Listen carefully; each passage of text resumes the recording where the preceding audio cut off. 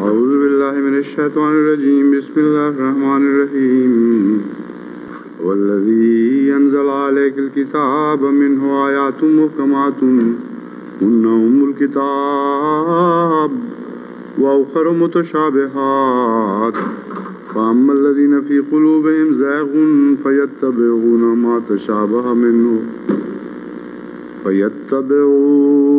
ما تشابه منه ابتغاء الفتنة وابتغاء تأويله وما يعلم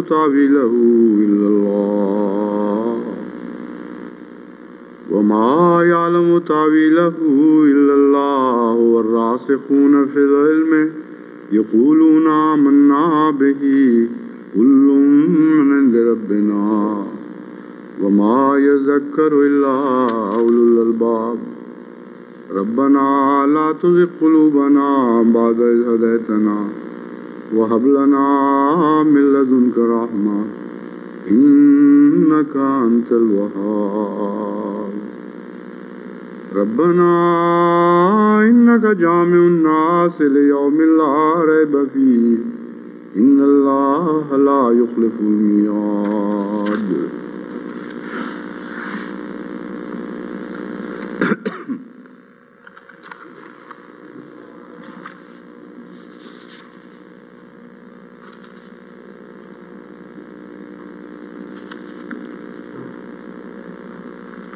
Ummul Kitab is mentioned in the beginning of this verse, qualifying. Ummul Kitab a été mentionné au début de ce verset pour qualifier les qualités d'Al-Muhkamat. Certains versets du Saint-Coran sont considérés comme des versets Muhkamat et les traits des versets Muhkamat ont été expliqués par le terme Ummul Kitab. Dans un autre endroit, le Saint-Coran a expliqué davantage le terme Ummul Kitab afin que l'on puisse saisir les versets Muhkamat à la lumière des explications présentées par le Saint-Coran à propos du terme Ummul Kitab.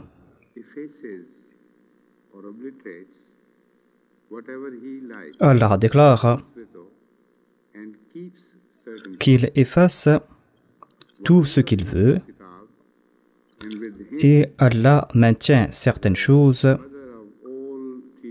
Wa indahu ummul kitab, et avec lui se trouve la mère de tous les enseignements, la mère ou la source de tous les enseignements. Ici, en comprenant le terme Ummul Kitab à la lumière de ce verset, nous pouvons aussi comprendre le rôle des Muhkamat.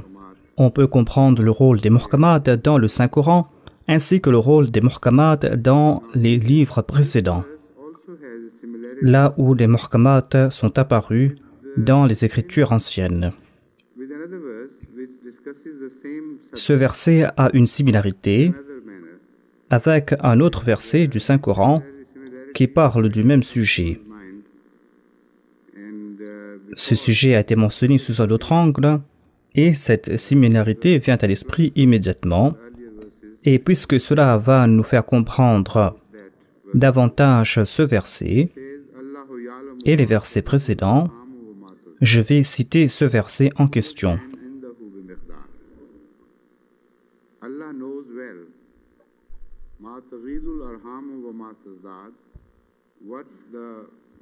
Allah sait très bien ce que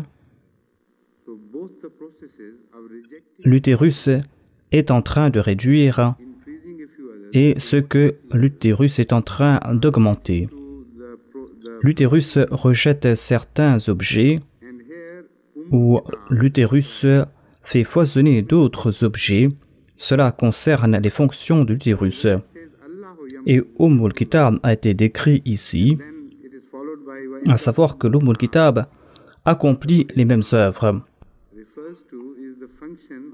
Il est dit wa indahu Ummul Kitab.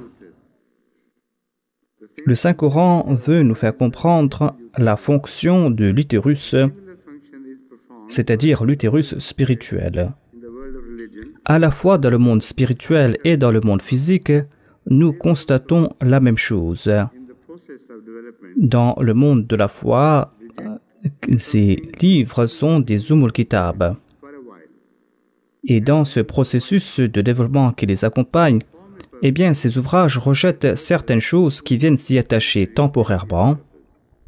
Certains enseignements ont un but, mais ce but est transitoire et temporaire. Et ces enseignements ne sont pas permanents. Cependant, certains préceptes sont maintenus. Regardez par exemple certaines formes de vie.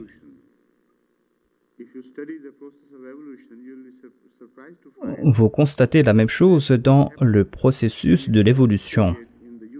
Si vous étudiez l'évolution, vous serez étonné de constater que ce qui se passe au cours d'un court laps de temps dans l'utérus, si vous présentez cela à une plus large échelle de plusieurs milliards d'années, vous allez voir la même chose, le même processus dans le développement de la vie.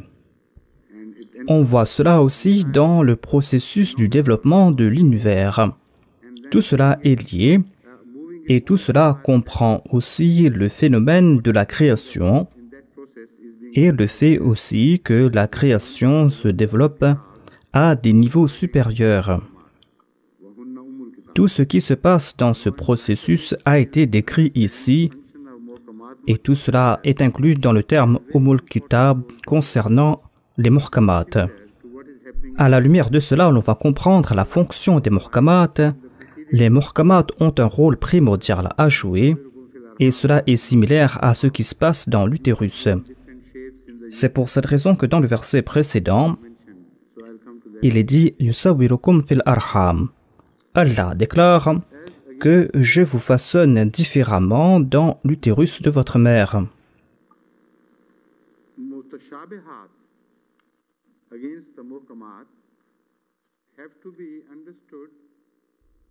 L'on doit comprendre la différence entre les muhkamat et les mutashabihat. On doit donc comprendre les mutashabihat avec cet arrière-plan. Cependant, la majorité des exégètes du passé n'ont pas focalisé leur attention sur cette qualité du terme Kitab par rapport au muhkamat. Ils ont omis cela ou ils n'ont pas accordé d'importance à cet aspect.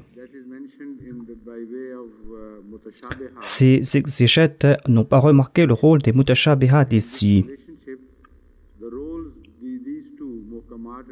Ici, l'on trouve mention des mutashabihat et ils n'ont pas compris le rôle de ces versets mutashabihat et ils n'ont pas compris le rôle que jouent les versets mutashabihat et muhkamat par rapport à Kitab ou à l'utérus. Je ne trouve pas mention de cet aspect important de la relation entre ces deux qualités dans ces exégèses du passé. Lorsque nous allons nous tourner vers le Saint-Coran pour comprendre davantage le terme mutashabihat, je ne dis pas que ce sont là des termes qui sont difficiles à comprendre ou des versets qui sont impossibles à comprendre. Lorsqu'on va étudier cela par rapport au rôle que jouent ces versets dans l'utérus ou dans Kitab, est-ce une fonction secondaire ou est-ce que les mutashabihat ont des rôles importants? Lorsqu'on va se tourner vers le Saint-Coran pour trouver des explications à ce sujet, nous allons trouver une explication dans le verset 24 de la sourate Az-Zumar.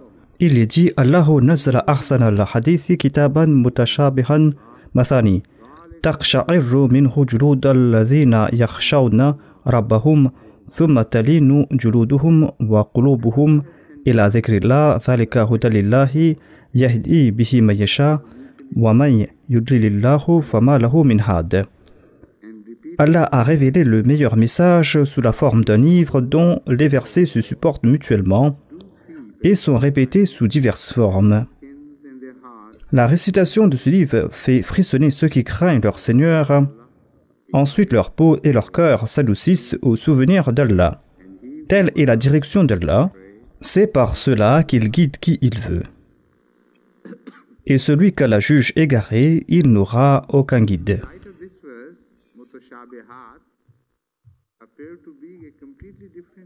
À la lumière de ce verset, les versets mutashabihat apparaissent différents de ces objets qui nous ont été présentés par certains exégètes de l'islam, malheureusement.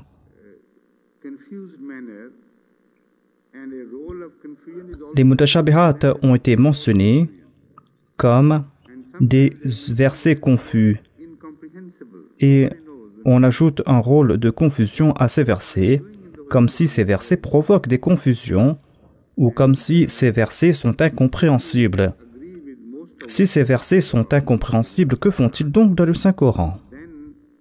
Et si vous êtes d'accord avec ce qui a été dit à propos des mutashabihat, dans ce cas, vous allez devoir rejeter le Saint-Coran comme un enseignement de 3e grade. Et c'est là un blasphème que l'on ne peut attribuer au Saint-Coran. Le Saint-Coran est un livre des plus sublimes. Il y a ce verset et le verset que j'ai cité auparavant. Dans le verset précédent, il est dit que le livre en entier est muhkamat. Et dans ce verset, il est dit que le livre en entier est mutashabihat. Cela signifie donc que l'on va devoir juger cet ouvrage sous différents angles. Sous un angle, l'on va constater que ce livre est un livre de versets muhkamat, et sous un autre angle, l'on va constater que cet ouvrage est un ouvrage de mutashabihat. Lorsque vous allez étudier cet ouvrage, vous allez voir sa beauté extrême, car il est dit « Ahsan al-hadithi kitaban mutashabihan ». Ce livre possède une grande beauté, et tout cela est basé sur le fait que ce livre en entier est mutashabihat. Comment peut-on comprendre cela? Comment les mutashabihat embellissent-ils cet ouvrage? On peut comprendre ce rôle si l'on se tourne vers le terme Ummul Kitab, ainsi que la fonction de cette épithète par rapport à la création, ainsi que par rapport à la promotion de la vie, ainsi que par rapport au fait que l'Ummul Kitab pousse la création vers des niveaux des plus élevés. Dans l'utérus, nous constatons qu'il y a une structure de base qui est la muhkamat. Et cette structure de base est gravée dans chaque cellule de la vie. C'est comme un plan qui a été inscrit dans ces cellules et il y a des milliards de messages codés dans ce plan. Voilà le Ummul Kitab qui a été mentionné ici. Pour chaque création d'Allah, il y a un plan de base et ce plan de base se trouve au début de la création. Cependant, ce plan va présenter la création à sa fin.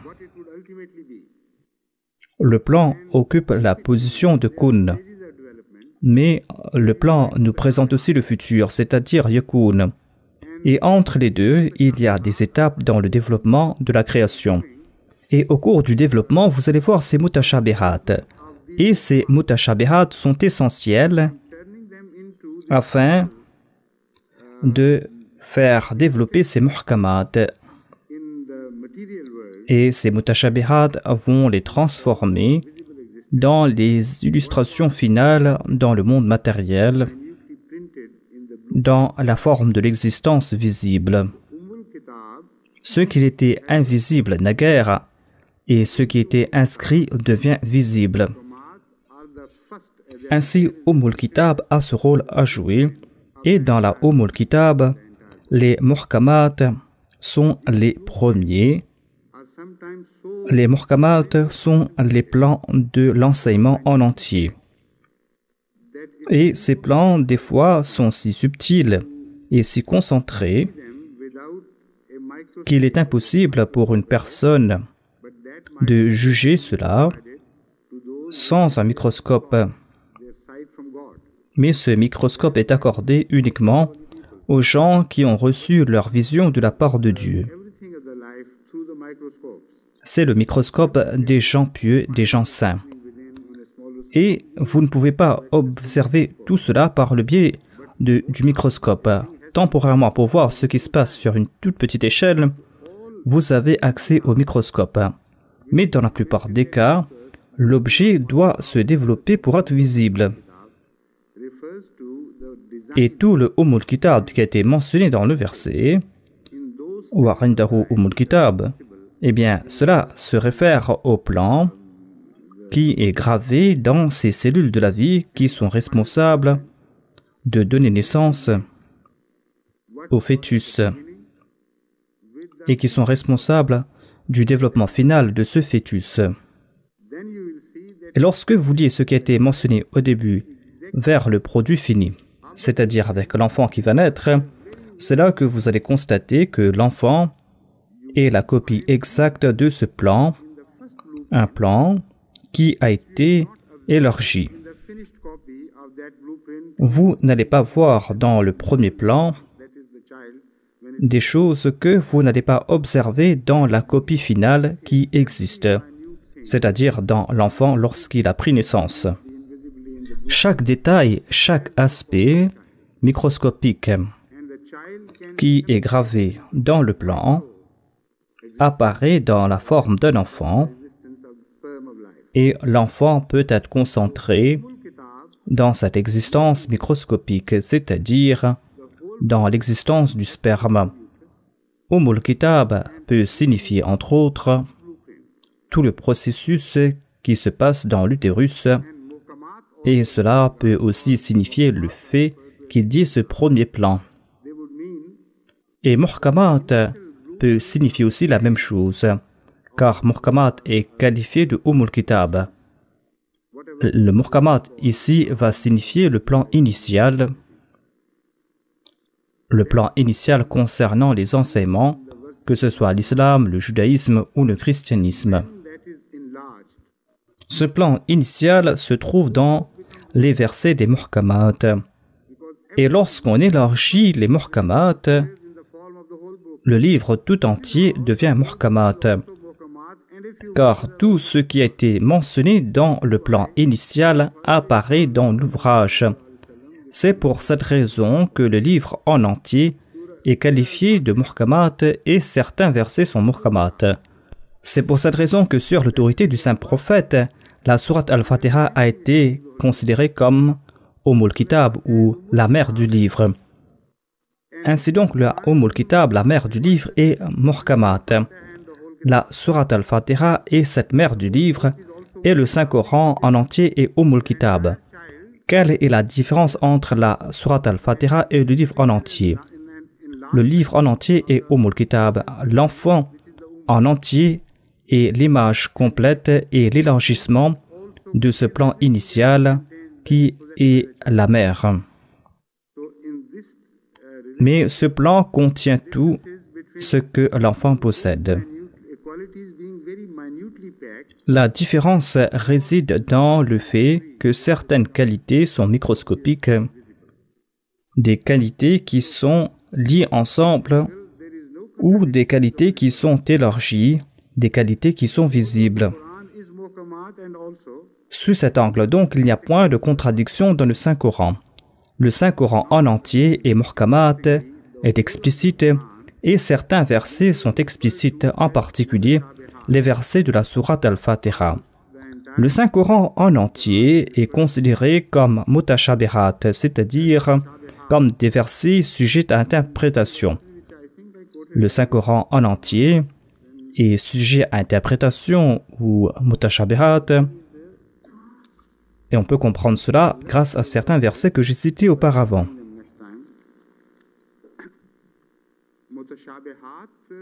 J'ai laissé ces versets, mais je vais les ramener la prochaine fois. Les mutashabihat sont ces versets du Saint-Coran, des enseignements du Saint-Coran, dans le sens qu'un verset est similaire à un autre. Et ces similarités s'étendent à tous les versets du Saint-Coran. Vous ne pouvez prendre un seul verset du Saint-Coran qui ne possède pas son père dans d'autres endroits ou dans d'autres versets du Saint-Coran. À titre d'exemple, s'il y a un ordre concernant le fait que l'on doit accomplir une action, vous allez voir une répétition dans le Saint-Coran à ce sujet. Et vous allez aussi constater que ces personnes qui ont suivi cette injonction du Saint-Coran sont citées comme exemple. Et cela est aussi répété ailleurs dans le Saint-Coran à maintes reprises. Il y a par exemple des gens à l'époque du Saint-Prophète, paix soit lui, qui ont été mentionnés, des personnes qui ont accompli des œuvres similaires, des gens qui ont accompli des actions qu'on leur a demandé d'accomplir. Et il est aussi dit que les gens du passé ont accompli les mêmes actions et les mutashabihat s'appliquent au Saint-Coran en entier. Sous cet angle donc, le Saint-Coran en entier est un livre de mutashabihat. La sourate al-Fatiha est considérée comme mutashabihat aussi, car le verset que je viens de citer, Allahu nazala ahsan al-hadithi kitaban mutashabihan mathaniya taqsha'irru minhu al-juludu alladhina, eh bien ce verset se réfère à la sourate al-Fatiha et je vais ici citer certains exégètes.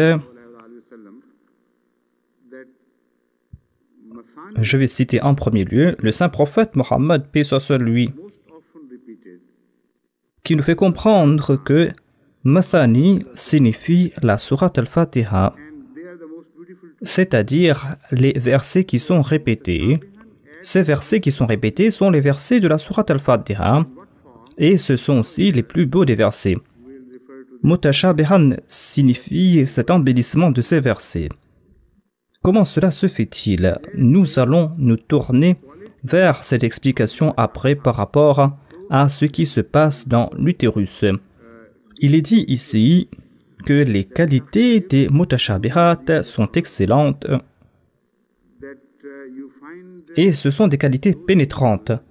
Il est dit taqsha'irru minhu juludu alladhina yakhshawna rabbahum. Ceux qui écoutent ces versets mutashabihat frissonnent.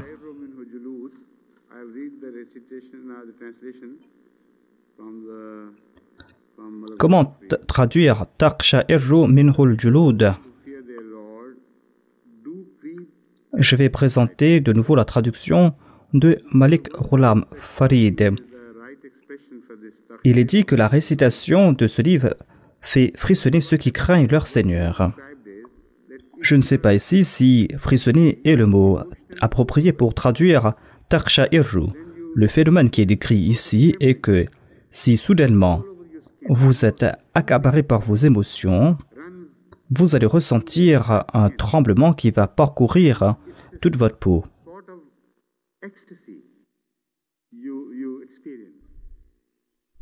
Et cela est une sorte d'extase que vous allez expériencer. Cette extase est visible en raison de ces vagues qui parcourent votre peau, comme si votre peau est la surface de vos émotions. Voilà l'image qui est décrite ici par le Saint-Coran lorsque le Saint-Coran déclare « Taqsha'irru minhu juludu alladhina yakhshawna rabbahum » Thumma talinu juluduhum. La première emphase dans cette description est sur cette crainte qu'ils ressentent.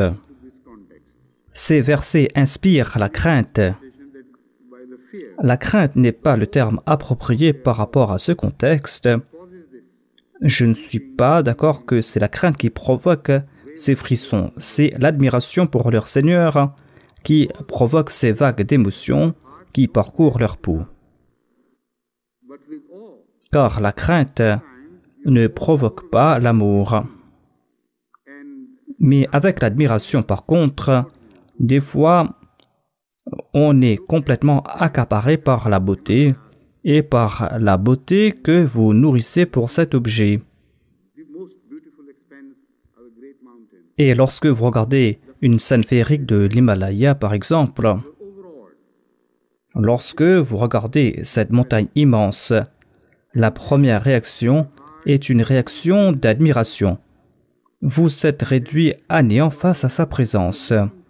Et c'est là que votre cœur s'emplit de beauté. Et c'est là que vous passez par ce processus où votre cœur se fond. Et vous passez par cet amour fluide. Voilà ce qui est décrit dans ce verset où il dit « Thumma talinu juluduhum wa qulubuhum ila dhikrillah » Ensuite, non seulement que la surface de leur peau passe par cette expérience où tout fond, mais cette expérience commence à accaparer leur cœur. Et ensuite, ils commencent à réaliser ce qui est en train de se passer. La première expression est superficielle. Cependant, cet état n'est plus superficiel. Cette expression commence à s'ancrer dans le cœur. Et c'est là que ces personnes éprouvent de l'amour pour Dieu, c'est là que ces personnes louent Dieu, et c'est là que ces personnes se souviennent de Dieu, comme les gens ordinaires ne le font pas. Voilà comment Allah est aimé, c'est-à-dire de la manière la plus profonde. ذَلِكَ هُدَى اللَّهِ يَهْدِي بِهِ مَن يَشَاءُ وَمَن يُضْلِلْهُ فَمَا لَهُ مِنْ هَادٍ. Telle est la direction d'Allah, et c'est par cela qu'il guide qui il veut. Ces personnes qui passent par ces expériences, eh bien, ces personnes le font comme un signe de grâce de la part de Dieu. Cela ne peut se passer avec vous en raison de vos propres aptitudes ou en raison de vos actes de piété. Vous ne méritez pas cela. Ce sont des grâces qui vous sont octroyées par Dieu, comme un signe d'amour, comme un signe de proximité. Ensuite, il est dit وَمَن يُضْلِلِ اللَّهُ فَمَا لَهُ مِنْ هَادٍ. Il y a d'autres personnes qui entendent ces mêmes versets, mais qui ne ressentent pas le moindre cheveu qui se dresse sur leur peau. Au lieu de tout ce processus qui a été évoqué dans le Saint-Coran, il ne passe pas par ces mêmes états. Ainsi donc, Mutashabiha ne s'applique pas à des versets confus ou cela ne concerne pas des versets de troisième ou de deuxième grade. Cela concerne ici la beauté. Avant d'expliquer cela, je vais vous faire un rappel concernant un exégète du Saint-Coran qui s'est fait un nom à l'époque moderne.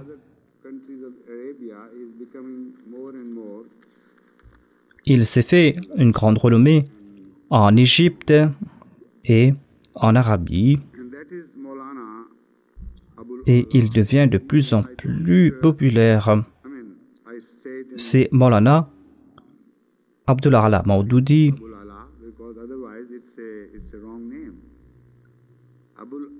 Je prononce ces titres avec des apostrophes, car Abul Ala n'est pas un nom approprié. Abul Ala est le nom de Dieu. Personne ne peut être qualifié de Abul Ala. On peut se qualifier de Abdul Ala. En tout cas, nous citons certains noms des idolâtres de l'époque pré-islamique et certaines personnes sont citées telles quelles, sans que l'on change leur nom, tant que ces personnes étaient des noms musulmans. Ainsi, il n'y a pas de mal à citer ces noms, cela ne veut pas dire que nous partageons ce crime. Cependant, c'est un nom uniquement. Son nom est Abul Ala Maududi. Dans son livre Tafhimul Quran, il a ceci à dire à propos des mutashabihat. Je vous présente ici la traduction qu'il a faite de mutashabihat. Il traduit cela par mushtabihat. Ce sont là deux termes différents Mushtabihat et mutashabihat sont tout à fait différents. Mushtabihat s'applique à ces objets que l'on peut considérer similaires, mais qui, en langue arabe, s'applique à des objets qui ont des aspects douteux. Shubha signifie le doute ou la suspicion, et Shubha découle du même mot. Cependant, il y a une similarité, mais il n'y a pas de doute. Vous pouvez voir des similarités, mais il n'y a pas de doute, il n'y a pas de confusion. Dans le terme mushtabih, avec la racine ishtaba, dans la forme ifral ou iftiral, le mot shubha généralement indique qu'il y a une confusion qui règne, une confusion qui découle de cette similarité, une suspicion qui est mauvaise en raison de cette similarité. Lorsque le Saint-Coran parle des mutashabihat, eh bien, il ne veut pas dire cela. Le Saint-Coran n'est pas responsable de la création des doutes ou des suspicions. Mais puisqu'il y a ces similarités, et puisque l'on peut traduire cela différemment, eh bien, certaines personnes qui ont l'esprit malade selon le Saint-Coran, au lieu de comprendre le message réel contenu dans ces versets, eh bien, ces personnes détournent l'essence de ces versets, et ces personnes sont responsables de cela. Ces versets n'ont point d'aspect douteux ou suspicieux. Mais je suis tout étonné comment Maududi Saheb a traité ces versets ou ce verset pour vouloir dire que ce mot mutashabihat veut dire que ce sont des versets qui peuvent générer des doutes ou des confusions et des versets qui peuvent provoquer des suspicions, à tel point que selon lui, cela devient très dangereux de réfléchir sur les versets mutashabihat. Son conseil général est très intéressant et je vais vous faire partager ses conseils. Il déclare à ce sujet que tout au plus, l'avantage que vous allez tirer de ces versets mutashabihat est que vous allez vous rapprocher de la réalité, mais cependant, vous n'allez pas atteindre la réalité. Vous allez vous rapprocher de la réalité, mais vous ne serez pas assez proche de la réalité. Et ainsi, vous allez générer une image confuse de la réalité. Cette image est très brumeuse. Vous allez voir une image qui est très brumeuse, qui est indéfinie. Voilà l'usage maximum des mutashabihat selon lui dans le Saint-Coran. Quand on considère que la plupart des exégètes du passé avec qui Maududi est d'accord considéraient que le nombre de mutashabihat était éparpillé dans le Saint-Coran et que le nombre de versets qui peuvent être qualifiés de muhkamat sont peu en nombre comparés aux versets mutashabihat. Ainsi donc, selon Maududi, la majorité des versets du Saint-Coran ne peuvent vous guider vers les réalités ou vers la vérité. Ils peuvent vous approcher de la réalité et de la vérité, certes, mais cette vérité sera brumeuse. Et ce sera là une image très confuse et vous ne pourrez comprendre la vérité. Ensuite, Maududi déclare à propos de ces versets mutashabihat que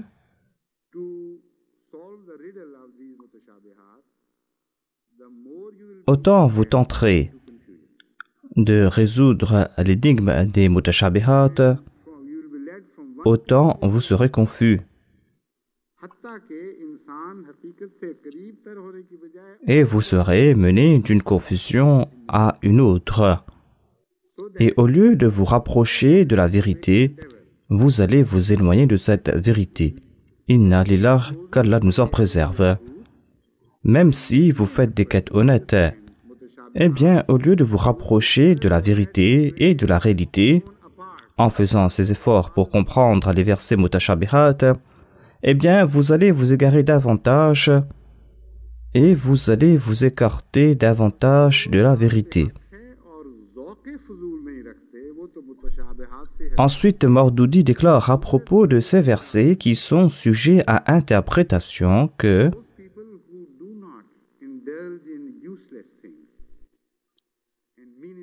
ces personnes qui ne s'empêtrent pas dans ces discussions inutiles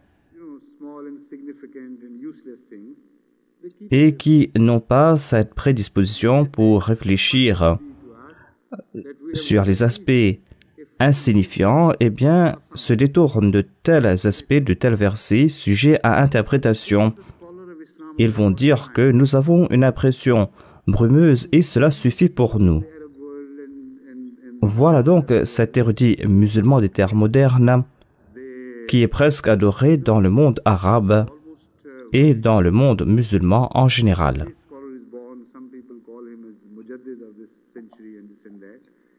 Ils disent que cet très grand érudit est aussi un mujaddid de ce siècle. Et voilà ce qu'il a à dire à propos de ces versets, à propos duquel Allah déclare « Allahu nazala ahsanal hadithi mutashabihan » C'est Allah qui a révélé ou qui a fait descendre le meilleur message sous la forme d'un livre dont les versets se soutiennent mutuellement, dont le verset sont des mutashabihat, des versets qui sont répétés. On n'a pas à se tourner vers d'autres versets. Voilà ce verset qui lit le Saint-Coran avec les versets mutashabihat. Il est dit que le Saint-Coran en entier est mutashabihat. Et l'essence de cet ouvrage, c'est-à-dire la sourate al-Fatiha, est un chapitre qui est sujet à interprétation. Ce concept de M. Maududi est démenti par le tout premier verset de cette sourate, où il est dit « Nazala alayka al-kitaba bil-haqq »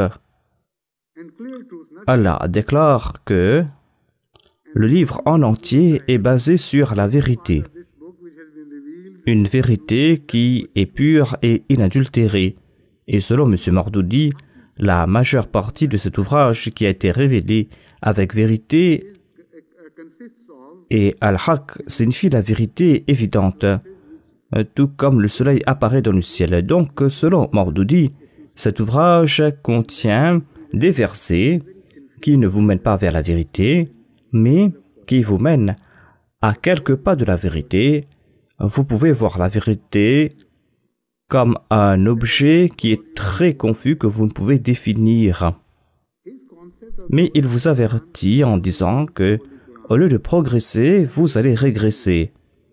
Son concept du Saint-Coran est le fait de voyager dans le Saint-Coran, et cela ressemble à une histoire où il est dit qu'un garçon est arrivé très tard à l'école. Et il pleuvait ce jour-là. Et il y avait de la boue. Et il est arrivé à l'école 1 heure en retard.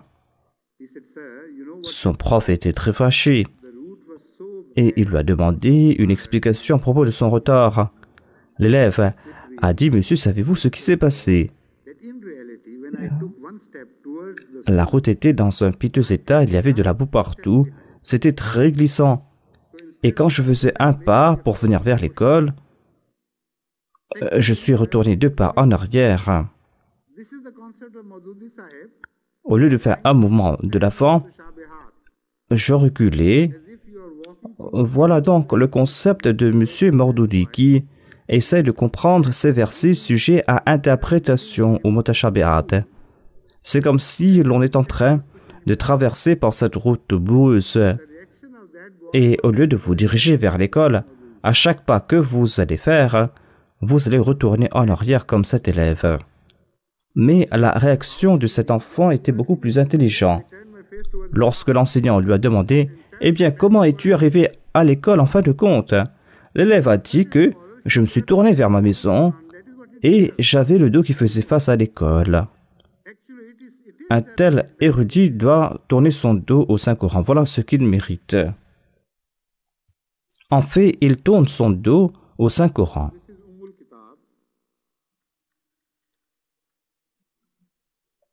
Voilà donc Ummul Kitab.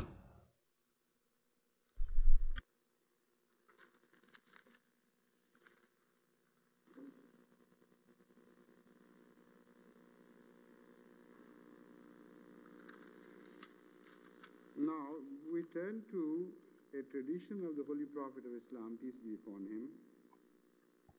Maintenant, nous allons nous tourner vers un hadith du saint prophète Mohammed, paix soit sur lui.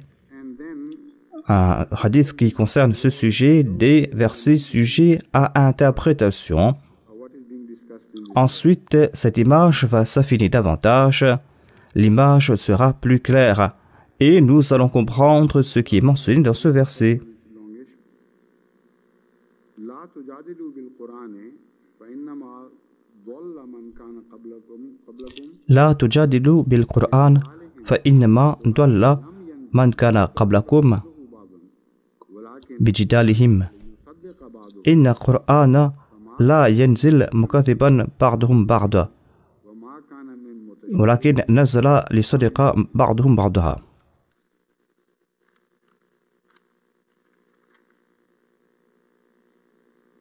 In another verse, which is related to the same subject and related from Hazrat Dans un autre hadith qui concerne le même sujet Tirmidhi, this the first verse et qui a été mentionné par Aïcha Siddiqa radhiyallahu anha dans le recueil Tirmidhi, volume 8. le premier hadith que j'ai cité se trouve du recueil Durr Mansour Hazrat Aisha Siddiqa dans le volume 8 is quoted de Allama Jalaluddin Suyuti. that Ici, Aïcha Siddiqa radhiyallahu anha a été citée et elle déclare qu'une fois elle a demandé au saint prophète Mohammed paix soit sur lui le sens de فَأَمَّا الَّذِينَ فِي قُلُوبِهِمْ زَيْغٌ فَيَتَّبِعُونَ مَا تَشَابِهَ ابْتِغَاءَ الْفِتْنَةِ وَابْتِغَاءَ تَأْوِيلِهِ. when you observe such people, La réponse fut que lorsque vous allez voir ces gens, to a question which appearing vous devez les reconnaître. from is totally a different question from C'est une réponse très intéressante à une question qui est différente apparemment. and the meaning of La réponse est différente de la question. Mais lorsque vous lisez cela au hadith, vous allez comprendre le sens de mutashabihat sous un autre angle. Vous allez comprendre un autre sens de mutashabihat à la lumière de ces deux observations du saint prophète Mohammed paix soit sur lui. was very angry En premier lieu, le saint prophèt Mohammed paix soit sur lui Holy Prophet some of his était très fâché en raison de certains compagnons, some verses of the Holy Quran between them. des compagnons qui One verse was étaient en train de discuter à propos de certains versets du Saint-Coran, a completely different comme si un verset était en train de contredire un autre verset du Saint-Coran. appear to be contradictory. Certains ont tiré des conclusions complètement différentes de certains versets, des sens qui étaient contraires aux conclusions tirées par d'autres compagnons concernant d'autres versets. Sallallahu alayhi wa Et la position fut que le Saint-Coran contient des contradictions. so angry that the whole Le saint prophète, paix soit sur lui, était très fâché. told them Il était si fâché malpractice. que son visage s'empourpra Impossible for the Quran et il déclara qu'on doit s'abstenir de cette pratique. Il déclara qu'il est impossible que le Saint-Coran puisse se contredire. Il est impossible que le Saint-Coran puisse se démentir. the other part. Le Saint-Coran ne fait que yusaddiqu ba'duhum ba'daha, c'est-à-dire certains versets du Saint-Coran sont en train d'attester de l'authenticité de d'autres versets. et le Saint-Coran tout entier est lié. C'est-à-dire, certains versets sont en train de soutenir d'autres versets, mais vous n'allez jamais constater qu'un verset est en train de contredire un autre verset. Voilà donc comment réfléchir sur les versets du Saint-Coran. Voilà comment comprendre la formation de ce grand ouvrage. Tout d'abord, laissez-moi résoudre cette énigme. Lorsqu'on lit le verset original,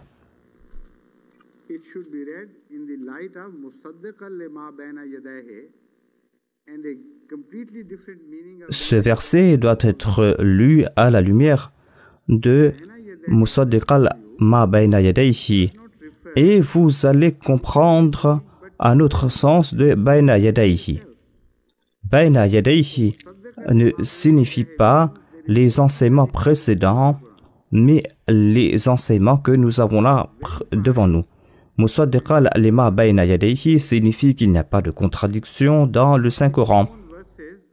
Le Saint-Coran atteste et authentifie d'autres versets du Coran, de sorte qu'un verset est en train de soutenir un autre verset et ainsi de suite.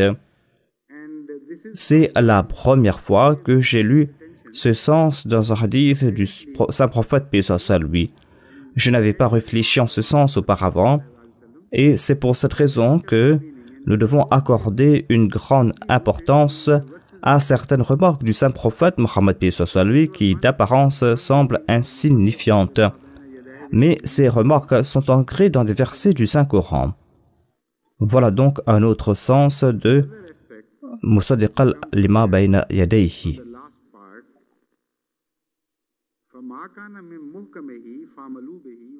Et un autre aspect qui devient évident,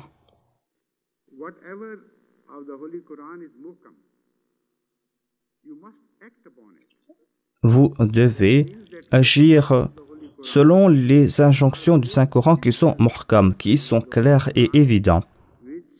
Cela veut dire que ces versets évidents du Saint-Coran sont ces versets essentiels, ces versets fondamentaux concernant votre vie, c'est-à-dire les interdictions et les injonctions. Cela concerne la structure même de l'âme qui est divisée en ses parties différentes. À titre d'exemple, il y a les muscles, les nerfs, les os, et il y a certaines interdictions et certaines injonctions concernant ces membres du corps. Certains membres ont été créés afin de promouvoir certains mouvements ou certaines fonctions. Voilà donc comment étudier toute l'anatomie de l'homme. Dans le mouvement du coude, par exemple, il y a deux types d'os qui sont concernés. Il y a certains os qui facilitent ce mouvement de l'avant et il y a certains os qui arrêtent le mouvement. Et de même, dans les muscles que nous avons dans l'avant-bras et autour de cette partie du corps, vous allez constater deux types de muscles. Certains muscles qui vont aider cette contraction et d'autres muscles qui sont complètement différents des muscles qui empêchent le mouvement. De même, dans le Saint-Coran, nous allons constater ces deux parties dans les versets muhkamat. Nous allons voir des prescriptions et les interdictions. Ainsi, ces injonctions sont très claires. Il n'y a pas de doute ou il n'y a pas de confusion à propos de ces injonctions. Et puisque tout cela concerne votre vie pratique, cela concerne les préceptes fondamentaux et cela démontre comment un croyant naît de cet enseignement, comment il renaît spirituellement de cet enseignement. Ainsi, cela concerne l'anatomie de l'homme. Et il y a d'autres versets qui sont présents et qui ne font que polir cette peau et qui ne font qu'embellir l'aspect physique ou qui ajoutent du parfum ou qui ne font que raffiner le corps ou qui sont là afin d'affiner le toucher ou le goût, ou afin d'affiner l'ouïe, l'ouïe qui est affinée à tel point que même si l'ouïe n'était pas affinie, elle aurait suffi pour la survie de l'espèce. Mais cela concerne plus que l'essentiel. L'homme possède ces qualités qui sont en plus. Les aspects fondamentaux sont les mêmes parmi tous les hommes. Aucun homme n'est complet sans partager ces aspects fondamentaux de l'espèce Homo sapiens. Cependant, les mutashabihat, ces versets sujets à interprétation, sont des aspects qui embellissent et ceux-là ne sont pas partagés de la même façon. Apparemment, il y a des similarités et le Saint-Coran parle ici à propos de la couleur. Il parle à propos de Al-Wan, de Law et de Al-Sina. Cela appartient à ce domaine. Le Saint-Coran déclare: pourquoi ne pas réfléchir sur cet aspect, sur ces similarités entre vous et ces différences entre vous. Regardez votre apparence physique, regardez vos langues, regardez la couleur de votre peau. Et il y a une grande beauté en cela. Il est dit Ahsan al-Hadith. Ahsan al-Hadith appartient à cet aspect des enseignements qui ne sont pas essentiels ou qui ne sont pas fondamentaux, mais qui sont essentiels afin d'embellir l'existence de l'homme. Une personne peut être laide au point d'inspirer la répugnance. Mais si vous comptez les aspects essentiels anatomiquement, vous allez constater que cette personne possède toutes ses facultés, tout cela est en ordre. Peut-être que cette personne sera en meilleure santé que des personnes qui sont beaucoup plus belles. Ce qui se passe dans l'utérus est qu'il y a deux types de progrès simultanés. C'est vrai qu'au début, cela concerne les choses essentielles de la vie. Cependant, le Saint-Coran nous fait comprendre pourquoi ne pas constater que nous vous enveloppons avec des tissus mous et conséquemment, cet embryon qui a l'air très effrayant au tout début, eh bien, lorsque cet embryon prend naissance, en passant par le processus de Yusawwirukum, eh bien, cet embryon s'embellit.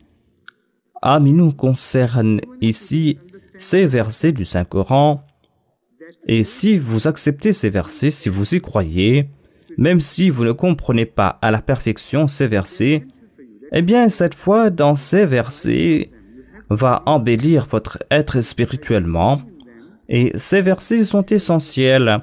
Vous ne pourrez vivre sans ces versets, vous devez croire dans ces versets, et en croyant dans ces versets, vous allez embellir votre être spirituel. Cependant, si vous ignorez les interdictions et les prescriptions qui sont qualifiées de muhkamat, eh bien, vous serez plus un croyant selon la première définition du terme croyant. Vous ne serez plus un mu'min. Vous allez perdre un, deux ou trois aspects de votre espèce, c'est-à-dire de l'espèce des croyants. Vos croyances peuvent concerner aussi les événements futurs qui ont été évoqués dans le Saint-Coran. Et sans croire dans ces aspects, eh bien, votre vie spirituelle ne sera point parfaite. À titre d'exemple, il est dit qu'il faut croire dans le jour de la résurrection, dans le fait que vous serez questionné concernant vos œuvres. C'est là un aspect essentiel de la foi selon le saint prophète, paix soit sur lui. Vous devez croire dans les versets qui concernent le futur. Pourquoi vous devez y croire? Parce que vous ne pouvez y agir. Vous ne pouvez agir sur des versets qui concernent ce règlement de compte.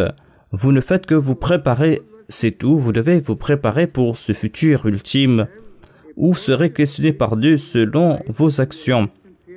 Ces versets qui concernent le futur agissent sur votre vie et sur votre existence. ici-bas, à présent. Et bon nombre de versets qui sont qualifiés de mutashabihat concernent des prophéties qui concernent le futur. Dans le deuxième hadith que j'ai cité, nous trouvons la solution à ce problème. Aïcha Siddiqa radhiyallahu anha a demandé au saint prophète, paix soit sur lui, concernant ces personnes qui ont l'esprit tordu, des personnes, et à ce sujet, Aïcha a demandé que signifie ce verset en parlant de ces personnes qui ont l'esprit tordu. Ces personnes qui suivent ces versets qui sont sujets à interprétation. Le saint prophète Mohammed, paix soit sur lui, n'a pas expliqué ce verset comme le désirait Aïcha radhiyallahu anha. Il a expliqué d'une façon différente en nous éclairant sur les mutashabihat. Il a répondu que lorsque vous voyez de telles personnes, vous allez les reconnaître. Et il y avait aussi une prophétie dans cette réponse du saint prophète. Et cela explique que ces versets évoquent le futur et des messages futurs concernant dans certains versets. Et il y a certaines prophéties dans le Saint-Coran qui sont compris différemment. Ceux qui sont pieux comprennent la vraie portée de ces prophéties et ceux qui ont l'esprit tordu comprennent ces versets différemment. Et au temps de l'accomplissement de ces versets, leur comportement est tout aussi tordu. Le saint prophète a déclaré « Aïcha, tu vas vivre assez longtemps pour voir ce processus. Tu vas constater comment ces versets vont s'appliquer et tu vas constater que certaines personnes ont été mentionnées dans ces versets. Tu vas les reconnaître. » Et c'était là un avertissement de sa part. Tu vas vivre assez longtemps, Aïcha, pour voir ces dissensions, le fait que les musulmans vont s'entretuer et ils vont se battre entre eux en se basant sur le Saint-Coran, alors que ces personnes ont été mentionnées dans ces versets. Étant donné que certains ont l'esprit tordu, c'est pour cette raison qu'ils vont transformer le Saint-Coran en un livre tordu. Lorsque tu verras ces personnes, tu dois les reconnaître et tu ne dois pas te comporter contre eux. Voilà le style du saint prophète Mohammed, paix soit sur lui. C'était un très grand prophète, un prophète sublime, et il possédait toutes les beautés du Saint-Coran en sa personne. Mais malheureusement, ces paroles sont traitées avec peu de respect par certains de ses adeptes. Et au lieu de comprendre à la portée réelle des préceptes du Saint-Coran par l'entremise du saint prophète Mohammed, paix soit sur lui, et par l'entremise de ses observations, eh bien, ces personnes commencent à s'entretuer en se basant sur ces versets et en se basant sur ces hadiths et transforment ces hadiths en hadiths qui sont sujets à interprétation, alors que ce sont des versets très clairs. Muhkamat et mutashabihat sont deux aspects du Saint-Coran et cela concerne aussi deux aspects des paroles du saint prophète, paix soit sur lui. Ce sont là deux aspects des mêmes versets et ce sont là aussi deux aspects des versets différents.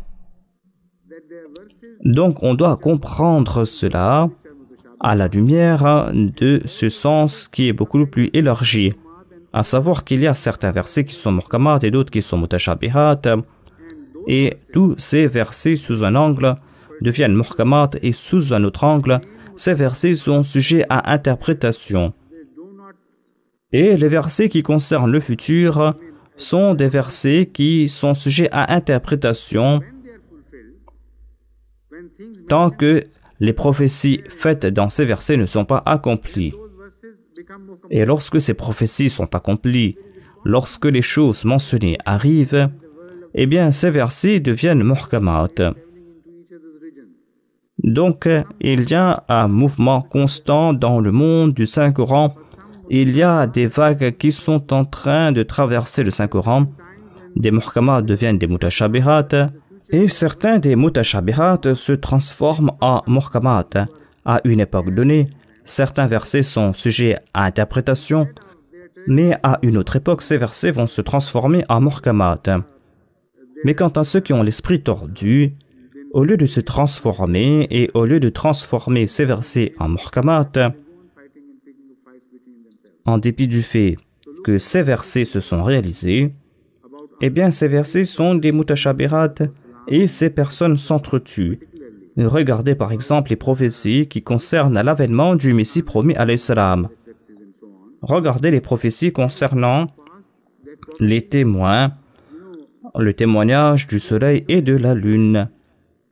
Quand cette prophétie s'est réalisée, cette prophétie s'est réalisée au grand jour, comme si on était en train de voir directement le soleil et la lune. De toute façon, on était en train de voir le soleil et la lune, et ces prophéties ont été réalisées.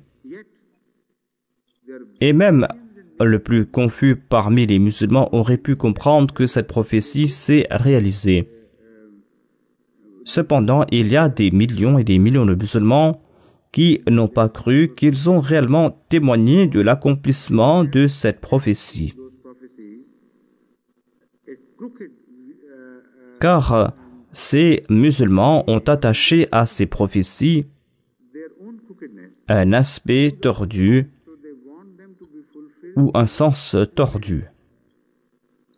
Ils ont attribué leur propre esprit tordu à cette prophétie. C'est pour cette raison qu'ils désirent que cette prophétie s'accomplisse selon leurs désirs. Et toutes ces personnes qui ont l'esprit tordu ne comprennent jamais réellement le message de cette prophétie. C'est pour cette raison que ces prophéties sont des mutashabihat. Prenez l'exemple des Juifs. Il y avait des prophéties évidentes concernant l'avènement de Jésus-Christ, paix soit sur lui. Mais lorsqu'il est apparu, les Juifs n'ont pas reconnu Jésus-Christ, même si ces mutashabihat ont été transformés en muhkamat. Ces prophéties ont été réalisées, mais les Juifs ne l'ont pas reconnu.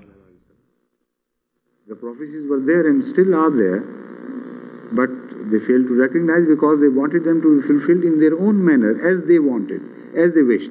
Ibtagha fitnate wa ibtagha tawile. That is the subject being discussed. And then, look at the Muslims of the present time, most unfortunately. Second time the Messiah came, and they did not draw their lessons from the first appearance and the mistakes of those who were expected to believe in the earlier Messiah and the first Messiah through the aid of those prophecies. The same mistakes were committed again in exactly the same manner, like the coming of Elijah from the heavens bodily, and like their demand from Hazrat Masih Maud to descend from the heaven bodily if he wants to be accepted, otherwise he would be rejected, and so on.